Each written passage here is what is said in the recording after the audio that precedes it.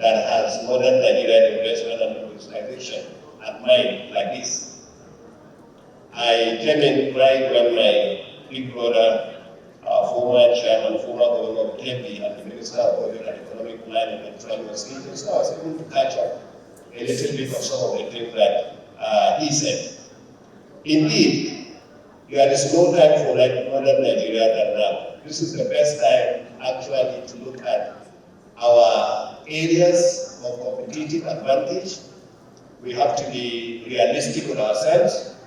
We cannot actually be everywhere, but we have to look at the areas where we know that we have competitive advantages, and we have to show appreciation and participate. Everywhere I have the opportunity to mention this, and I'm happy both the Minister for Budget and Economic Planning as well as the Minister of Finance are here. Nigeria is facing lots of challenges at the moment. Two of the major reforms that have faced these economic challenges have to do with the unification of the foreign exchange as well as the withdrawal of subsidy. But they have also brought a lot of goodness, at least for some of our leaders. For your information, and I know most of you are already aware of what is happening, today, all the tiers of government, 3 tiers of government, are sharing more revenue than they had ever imagined in their life. For the first time this month, as a matter of fact, we have seen actually over 2.2 trillion that have been shared between the 3 tiers of government. When I first came as a governor in 2019, we were sharing anywhere between 590 billion to 620 billion marks. So today we are sharing 4 times that amount. Now, what does that mean to a common man? To somebody who is going through the hardship of these reforms? What it means is that today our leaders have more resources with them to be able to provide for this kind of event, this kind of investment. So in Nasarawa's day, we say we have to put our mouth, actually, all the noises where we are. We always say we are state of solid minerals.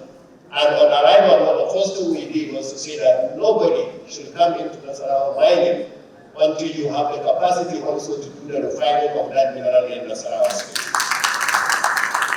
And that is the reason why today we have the largest lithium processing plant in Nasarawa state, which was commissioned by Mr. President last year.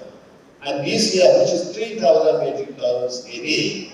But this year we have just completed another one of 6,000 metric tons a day, which is getting ready to be commissioned again by Mr. President. So we have to commend President Bola Ahmed Tinubu and all his reformers who have worked so hard, to take the bullet on behalf of everybody. Because the resources are available. We have taken a decision as a state of agriculture to say that we are also going to do about 10,000 hectares of rice. Last year we harvested 2,000 hectares. This year we cultivated roughly 3,300. And my dream is that before I leave as a governor, we have anywhere between 7,000 to 8,000 hectares of land for rice. So this is what we have to do.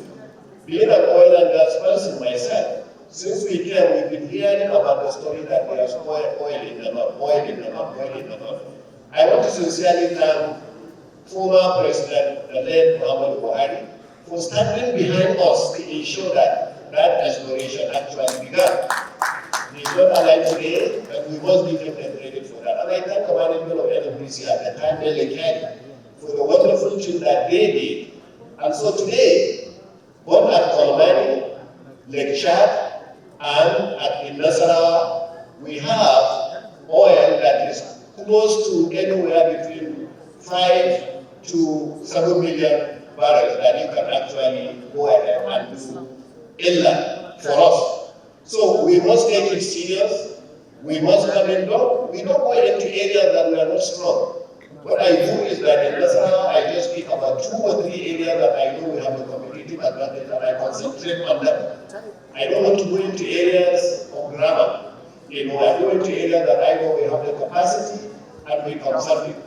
And right now, there is no state government, none, whether it's APC, PDP, coalition, or whatever that you have. Every state governor has resources available to him that should be able to invest for what we are saying.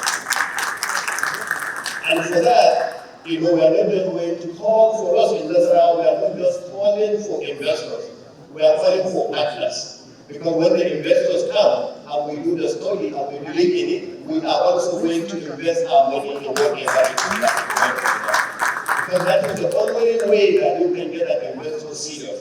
So at the Northern Nigeria, I'm not the chairman, our chairman is Governor of Gombe, but at the Northern Nigeria Governors Forum, we say we must approach all these areas, but number one is we must approach security.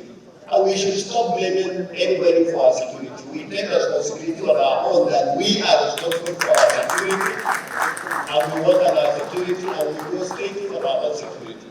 It doesn't matter which kind of form you will do. So what we expect out of this is sincerity. We be sincere with ourselves. Stop blaming anybody. If we are blaming anybody, blame ourselves. So take it upon ourselves to go from one end to another, so we'll be able to solve our problem. And I strongly believe that's the right way to go. Thank you for giving me the opportunity to go to our family, and I pray for my